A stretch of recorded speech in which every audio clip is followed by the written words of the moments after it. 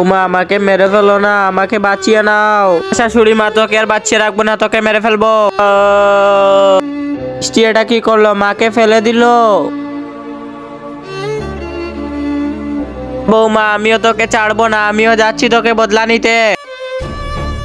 শাশুড়ি মা বৃষ্টি মাকে মেরে ফেলেছে। হ্যাঁ আমিও জানি, আমিও বৃষ্টিকে সাথ দিয়েছিলাম। তোমরা দুইজন আমার মাকে মেরে দিলে।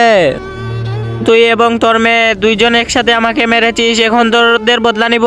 আমি তো এখন শাশুড়ি মাকে মেরে দিয়েছি, এখন আর সব প্রপার্টি সবকিছু আমার নামে হয়ে যাবে। হা হা হা, আমার রাজত্ব চলবে। আমি একে মারতে পারছি না কেন?